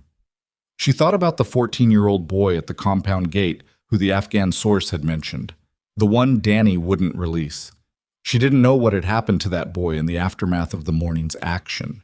There was no mechanism for her to know. It was the kind of loose end that operational work left everywhere. The human details that didn't make it into the after-action report because they weren't within the scope of the mission. Her grandfather had written about that too, in one of the later sections of the journal, the mid-1970s entries, when he was old enough and experienced enough to have stopped performing certainty about hard things. The shot has consequences you'll never fully know, he'd written. That's not an argument against taking it when it's right. It's an argument for being absolutely sure it's right before you do. She'd been sure. She was still sure. She went to find Mackenzie. He was in the equipment bay running a detailed function check on his rifle with the methodical focus of someone who needed something physical and routine to occupy his hands while his mind worked on something else. He looked up when Emma came in, read her face, and set the rifle down. "Tell me what you can," he said. "The tracker is connected to a contractor designation we can trace," she said. "CID has it. It's in process." She sat on the bench across from him. "It wasn't on you because of anything you did or any breach you made. Someone placed it during a visit to the FOB. Someone with access." Mackenzie was quiet. He picked up the bolt carrier and set it down again without doing anything with it. "How long was I transmitting?" "At least 3 days." 3 days. He processed that. "So everything we did, the approach planning, the cache location, the route, all of it." He put his hands flat on the workbench and looked at them. "I've been in this job for 11 years, he said. "I've had gear checked, cleared, swept. Standard procedure." He paused. "The tracker was on my secondary ruck, the one I left at the cache point. I hadn't opened it in 4 days." "That's consistent with when it was placed. Consistent with—" He stopped. Something moved across his face that Emma gave him the space to work through. "Someone I've sat in briefings with, someone who shook my hand probably." "Yes." "And watched us set up this morning through the signal." "Possibly. The transmission range is long enough that it could have been monitored remotely." Mackenzie exhaled slowly. "Your grandfather's journal," he said. "The thing about the opposing shooter, knowing what they know that you don't." She looked at him. She hadn't mentioned that passage to him, hadn't mentioned it to anyone. He caught her look. "You had it out on the ridge, before the shot. I saw you reading something." He almost smiled, but it didn't quite make it. "I figured it was important." She thought about the journal and what it had taken to carry it this far. Not the weight of it, but the particular kind of faith involved in taking a dead man's thinking seriously enough to test it against real situations. Her grandfather had never expected the journal to travel. He'd written it for himself, and then for her father, and then she'd found it after the funeral in a box of his things that nobody else had thought worth keeping. He would have had something useful to say about this, she said, meaning Stanton, meaning the whole architecture of what had been done.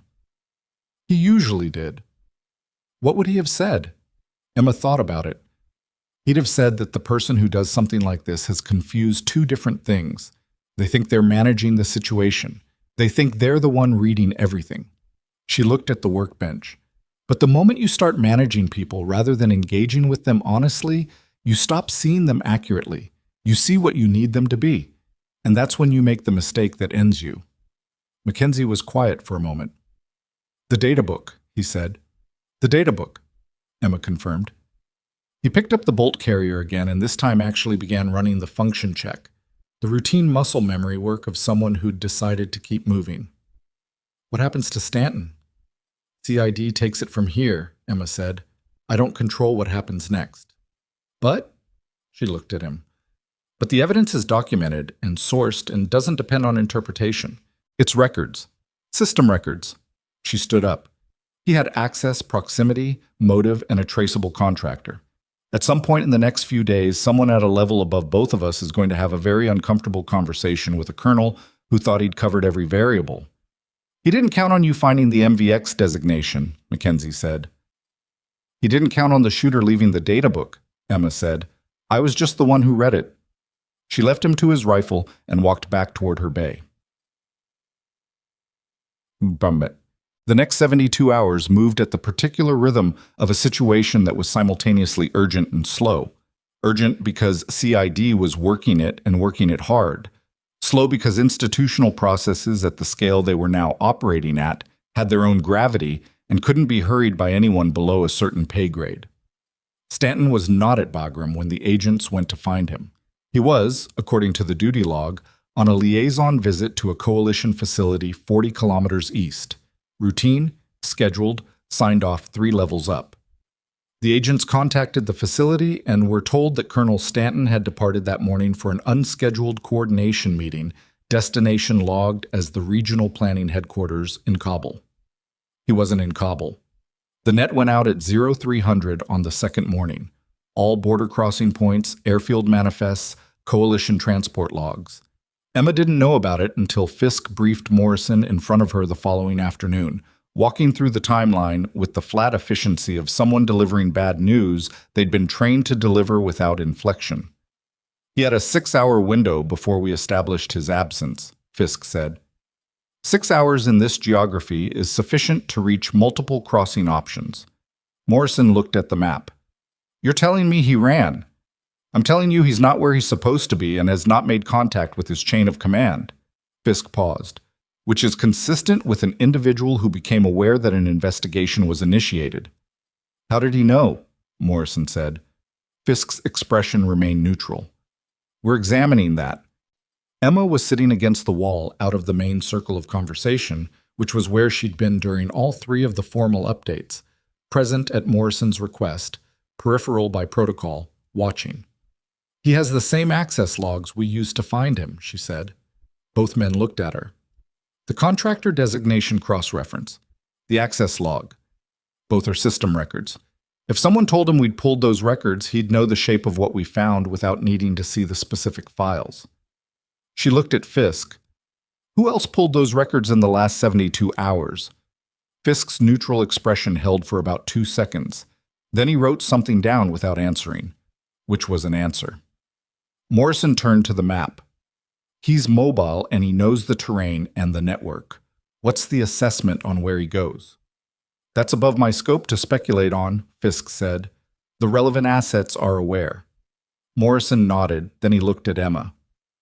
Your analysis got us this far, he said.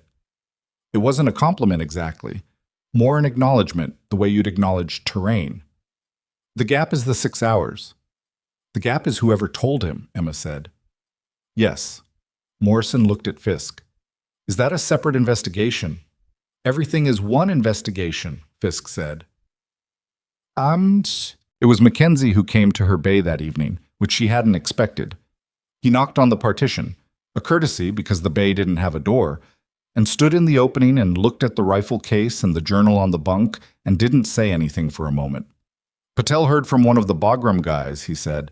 Stanton's been flagged at a checkpoint in Nangarhar. They have him. Emma set down what she'd been reading. When? Hour ago. Apparently he tried to move through a coalition checkpoint using secondary credentials. The checkpoint commander ran the name against a flag list. Mackenzie leaned against the partition. Secondary credentials means he had them prepared. He was planning for this option. He was always planning for this option, Emma said. People like that always plan the exit before they plan the operation. She thought about it. The question is whether the exit was always leaving or whether leaving was the backup. What was the primary? Making sure the mission result was what he needed it to be, and walking away clean, Emma said. The cover story is the mission. Danny goes down, we extract, everybody writes up a successful kinetic action. The materials that were moved out of the compound go to whoever Stanton was moving them to. And 6 months from now, some new network is using those materials to build things that kill people. Mackenzie was quiet for a moment. What was he getting out of it? Money, probably. Access, possibly. The kind of access that has future value. Emma looked at the journal on her bunk. He's been in the planning directorate for 3 years. He's seen every targeting package for this region. That's worth a significant amount to the right buyer. And Danny was the right buyer. Danny was one of them, maybe. Or Danny was in the way of someone who was. She shook her head. The ID will sort it out. That's not my job. What is your job at this point? Mackenzie said it without the edge it might have had 3 days ago. It was a real question. Emma looked at the rifle case, at the journal, at the small plain components of what she carried with her wherever she went. Right now, get some sleep. She paused. Tomorrow I imagine there's another debrief. Mackenzie almost laughed, a short, tired exhale that was close enough. There's always another debrief. He straightened up from the partition. For what it's worth, Thorne. He stopped, tried again. The shot this morning, the one on Vance's rifle. A pause. I've been in this job 11 years. I've worked with some very good shooters. He held her gaze. That was a different category. Emma held his gaze back and felt the words land without performing anything about them. No deflection, no minimizing, no reaching for humility as a social gesture. She just let it be true. My grandfather would have argued it was a straightforward application of his principles, she said. What would you argue? She thought about the limestone shelf, the thermal pause, the moment when the rifle on the eastern ridge had moved against the wind and she'd fired before the thought finished. I'd argue he was right, she said. Mackenzie nodded. He pushed off the partition and walked away down the corridor, his boots quiet on the plywood floor, and Emma listened to the sound of them fade into the background noise of the FOB, the generators, the wind, the distant radio traffic that never fully stopped. She picked up the journal and opened it to no particular page and sat with it in her lap and let the day finish itself around her. The mountains outside were invisible in the dark, but she could feel them the way you always felt them here. Their weight, their indifference, the fact of them pressing against every wall. She'd made the shot. She'd found the trail. She'd followed it to a name, and the name had led to consequences that were now, for the first time in days, operating without her direct involvement. That should have felt like rest. Instead, it felt like the particular alertness of someone who has solved a problem that turned out to be the front edge of a larger one, and knows it, and is already, without quite meaning to, beginning to read the shape of what comes next. She closed the journal and set it on the bunk beside her and lay back and stared at the ceiling and listened. The wind moved through the camp. Somewhere to the east, a man who had spent 3 years selling other people's operations was sitting in a coalition detention facility, and whatever story he'd planned to tell was being carefully taken apart by people whose job was exactly that. And whatever he was protecting, whatever was in those vehicles, whoever was at the other end of the network he'd been serving, was still out there. She knew it the way she knew weather coming off the peaks, not by seeing it, by what the air was doing, by the particular quality of a silence that wasn't finished yet. She closed her eyes. She didn't sleep for a long time. She slept 4 hours and woke before the alarm she'd set, which was typical. Her body had never been good at sleeping through the end of something. The FOB was in its pre-dawn state, generators running, the skeleton crew on watch, the particular suspended quality of a base between one day and the next.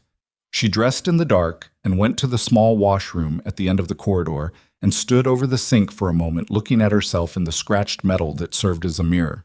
She looked like someone who hadn't slept enough for several consecutive days, which was accurate.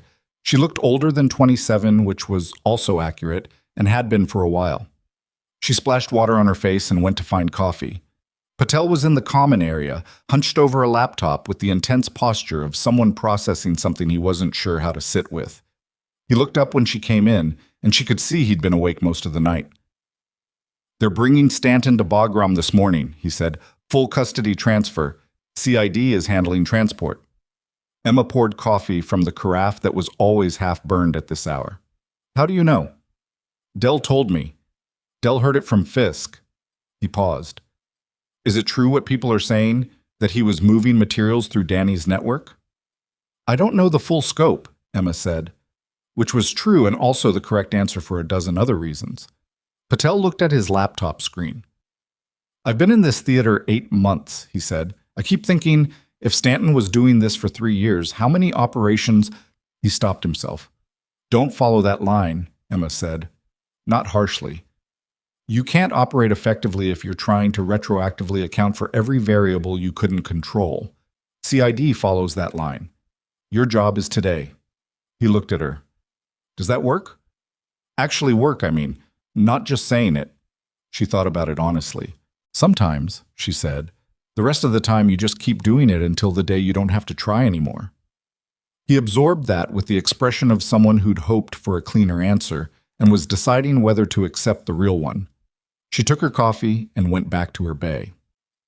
The formal notification came at 0900 through Morrison in the TOC with Fisk and 2 additional agents who had arrived from Bagram overnight. Emma sat across the table from them, and Morrison stood at the end, and the morning light came through the single window at an angle that put half the room in shadow and half in flat gray light, and nobody had gotten enough sleep, and it showed on everyone in different ways. Fisk set a folder on the table. Stanton is in custody. He'll be transported to a secure facility for full processing. The investigation is ongoing, and I can't share specifics, but the core of what you identified, the contractor connection, the access timeline, the tracker, has been corroborated through independent channels. He looked at Emma. Your analysis was accurate and your documentation was clean. That matters in a case like this. What about the materials from the compound withdrawal? Emma said. The vehicle that was sitting low. Fisk looked at the folder. That's an active thread. I can tell you it's being followed. Which was the answer that meant yes, we know. And no, it's not resolved yet. And Emma filed it under the category of things that were out of her hands and needed to stay there. Morrison spoke up. There's a secondary matter. He looked at Emma in the particular way he looked at things that required careful handling. Stanton, during initial questioning, provided information about the contractor he hired, the MVX-7 shooter. A pause.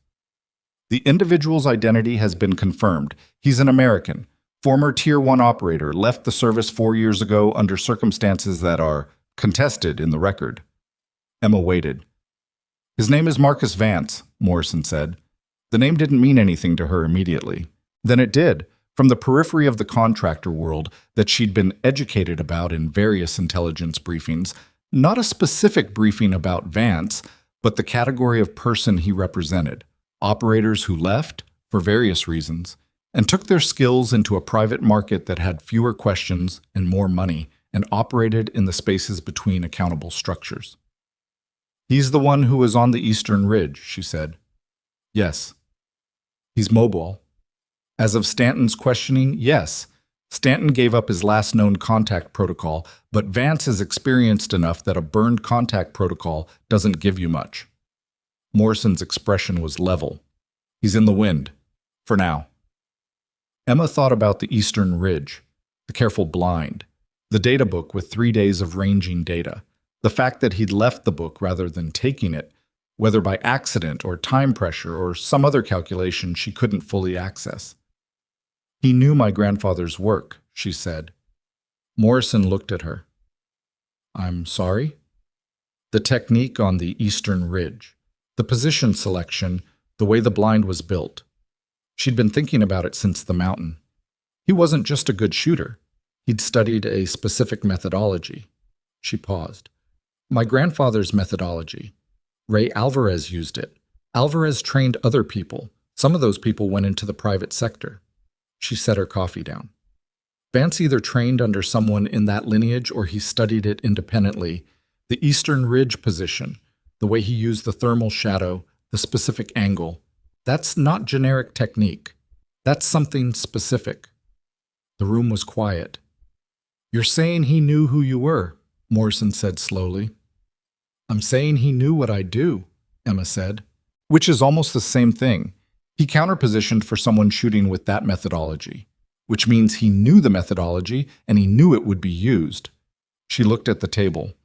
Stanton briefed him on who the shooter would be. Vance recognized the lineage and built his counterposition accordingly. And he still let you take the shot, Morrison said, because the shot was what Stanton needed. Danny down, team extracts, operation complete on paper. She was quiet for a moment. Vance wasn't there to beat me. He was there to manage the outcome. Another silence, longer. One of the agents who hadn't spoken yet, a woman in her 30s with the look of someone several ranks above her visible insignia, suggested, leaned forward slightly. Ms. Thorne, when you disabled his rifle, you said in your statement you were aiming for the weapon rather than the shooter. Yes. Why? Emma had given the tactical answer in the statement. The angle, the conditions, the confidence interval on the body shot versus the weapon shot. All of that was true, but there was another layer to it that she hadn't put in the statement because it wasn't something that translated cleanly into formal language. He was operating under someone else's orders, she said. Stanton's orders. He wasn't there because he believed in what Danny's network was doing. He was there as a contractor executing a tasking. She paused. I couldn't confirm the full picture in the moment. I made the choice that stopped the immediate threat and left the larger questions for people with the authority to answer them. She looked at the agent steadily. Which is what happened. The agent held her gaze for a moment, then she sat back. Fisk closed the folder. We'll need you available through the end of the week for follow-up. After that, you're cleared to return to your regular assignment. He looked at Morrison. The FOB's counterintelligence exposure is being assessed separately. We'll have recommendations within 10 days. Morrison nodded. The meeting broke apart with the particular efficiency of government processes concluding, people gathering papers, moving toward doors, the transition from one procedural stage to the next, happening almost automatically. Emma stayed in her seat. Morrison stayed too, until the agents had filed out and the TOC door was closed, and it was just the two of them in the gray morning light. Vance is going to surface again, Emma said. Probably. He's good. Yes. Stanton gave up the contact protocol, but that doesn't mean Vance doesn't have another avenue, another client, another operation. She looked at Morrison. He studied my grandfather's methodology. He built a counterposition that would have worked against almost anyone trained in that lineage. She paused. It almost worked against me. Almost, Morrison said. I got lucky with the timing. He moved the rifle barrel a half second earlier than he needed to. If he'd waited, she stopped. The outcome would have been different. Morrison was quiet for a moment. Are you telling me this because you want me to do something with it, or because you needed to say it to someone? Emma considered the question. Both, she said. Morrison almost smiled. It was the kind of almost smile that meant he'd decided something about her that he was keeping to himself. Get some rest, Thorne. Real rest. Not 4 hours of thinking with your eyes closed. She stood up. The Bronze Star recommendation, she said. I saw the paperwork on the table when I came in. Morrison looked at the papers in question with the expression of someone who'd hoped she hadn't seen them. It's in process. Standard. I don't want it processed quietly, Emma said. I don't mean that the way it sounds. She stopped and found the right words, which took a moment.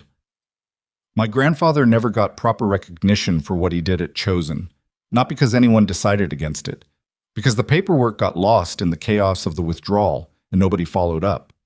He spent 30 years knowing what he'd done and having no official record of it. She looked at Morrison. I'm not asking for anything I didn't earn. I'm asking that whatever gets filed completely. Morrison looked at her for a long moment. It will be filed completely, he said. She nodded and walked out into the compound. The day moved around her with the strange normalcy that followed abnormal events. People eating, maintaining equipment, doing the routine work of a forward operating base that continued operating regardless of what had happened in its margins. Dell nodded at her across the compound, and she nodded back, and something in that exchange was different from every previous exchange they'd had. Not warmer exactly, but more honest, which was better than warmer. Holt found her at the range in the afternoon, where she'd gone to run the TAC 50 through its paces at the standard distances. Not for any operational purpose, just to keep the system current and to give her hand something real to do. He sat on the bench and watched her work for a while without saying anything, which she appreciated. Eventually, the shot on the eastern ridge, the one on Vance's rifle. He picked up a spent casing from the bench and turned it in his fingers. I've been trying to work out the geometry. From your position, with that angle and the wind, it wasn't as clean as it looked, Emma said, working the bolt. That's what I mean. It looked impossible. You're telling me it was just nearly impossible. I'm telling you it was the best available option under the conditions. She ejected the magazine and set the rifle on the bench. My grandfather had a phrase for shots like that. He called them necessary impossibilities. Things that can't be done except when they have to be. Holt set the casing down. Did he make a lot of those? He made enough. She looked down the range at the targets. He also missed some. He wrote about those too, more than the ones he made, actually. She paused. He said the misses were more instructive. Holt was quiet for a moment. You think Vance comes back around? I think people with his skill set and his situation don't retire quietly, Emma said. But that's above both our pay grades. Holt stood up and stretched. For what it's worth, Thorne. And I know Dell said something similar, and Mackenzie probably said something, so you're getting it from everybody. He stopped, slightly uncomfortable with the sentence he'd started. You did good work. All of it. Not just the shooting. Thank you, she said. She meant it without making a production of meaning it, which was the only way she knew how to receive that kind of thing. He walked back toward the main buildings, and she turned back to the range and started breaking the rifle down for a detailed clean, the process her hands knew well enough to do without her full attention, which left her mind free to do what it was going to do anyway. She thought about Vance, about the eastern ridge and the careful blind and 3 days of preparation and the choice to build a counter position rather than a protective one. About the data book left behind in the hurry of extraction, the one mistake in an otherwise professionally constructed operation. She thought about what it meant that someone with his training and background had ended up on that ridge working for a man like Stanton, and whether that path had been a series of choices or a series of circumstances that had accumulated into something he hadn't intended when he started down it. She thought about her grandfather's journal and the section from the late 1970s where he'd written about former students who'd gone in directions he hadn't expected. He hadn't judged them exactly, or if he had, he'd kept it off the page. What he'd written was, the rifle doesn't make the choice. The person does. The rifle just makes the consequence real. She cleaned the barrel and thought about that. On the fourth morning after the mission, a vehicle came from Bagram carrying 2 people Emma hadn't expected. A brigadier general named Watts, who commanded the regional special operations component, and a legal officer whose presence meant the formal process was moving faster than typical. The meeting was in Morrison's office rather than the TOC, which was a distinction that meant something about the tone being aimed for. Less procedural, more personal. Watts was a compact man in his early 50s with the economy of movement of someone who'd learned that everything unnecessary was a liability. He shook Emma's hand and held it for a moment and looked at her with the direct attention of someone taking an accurate measure. Your analysis identified a penetration that would have taken our standard process 6 to 8 weeks to locate, he said. In that time, the contractor trail goes cold, Vance is 3 countries away, and Stanton has a plausible story about coincidental access. He let go of her hand. You did that in 72 hours. I had access to the right records at the right time, Emma said. You knew what to look for. My grandfather taught me to read situations backward from the outcome. Figure out what had to be true for what you're seeing to make sense. She paused. It's a sniper's skill, really, not mine specifically. Watts looked at her steadily. It's yours now. He moved to the chair Morrison had set out and sat down with the ease of a man comfortable in every room he walked into. I'm going to ask you something, and I want an honest answer. Yes, sir. Your current assignment is JTAC. You're good at it. The pilots who've worked with you are consistent on that. But what you demonstrated this week, both on the range and in the analysis afterward, is a different kind of capability. He looked at her. There's a position opening in a unit I won't name in this room. Assessment and selection in 3 months. The work would use everything you demonstrated this week, and then some. He paused. I'm not offering it to you. I'm telling you it exists, and that your name is being considered for an assessment invitation. Emma was quiet for a moment. Can I ask what the work involves? Everything you just did, at higher scale, with more complexity, in environments where the margin for the kind of mistake Vance almost made, the one that left the data book, is considerably smaller. He let that sit. It's not a glamorous answer. It's an honest one, Emma said. Think about it, Watts said. You have time. Stanton's formal charges were filed 11 days later. Emma was back at her regular assignment by then. A different FOB, a different team, the particular New Start process of integrating into a unit that had its own rhythms and its own opinions. She heard about the filing through a message from Morrison, brief and professional, the kind of communication that closed a loop without reopening it. She read it twice, then folded the paper and put it in the chest pocket with her grandfather's journal and went back to work. Mackenzie called once, 3 weeks in. A satellite connection with the particular delay that made conversations feel like the words were traveling farther than they actually were. Vance surfaced, he said. Briefly. North Africa, based on the pattern. CID passed it to the relevant people. Okay, Emma said. That's all you have? Okay. What else is there? A pause. Most people would want to know more. Most people weren't there, Emma said. I was there. I know what I know. Everything after that is someone else's lane.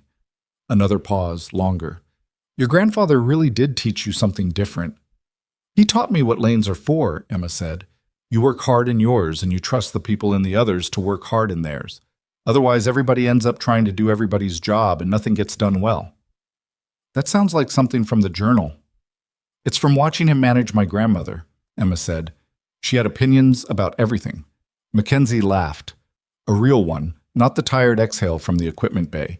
She hadn't heard him laugh before, and it sounded like a person who didn't do it enough.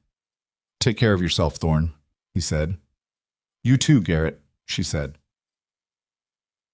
Gone. The assessment invitation arrived 6 weeks later, on a Tuesday, through channels that didn't require her to explain to anyone what she was reading or why she was reading it. She sat with it for 2 days before she answered. She thought about her grandfather. Not about what he'd want.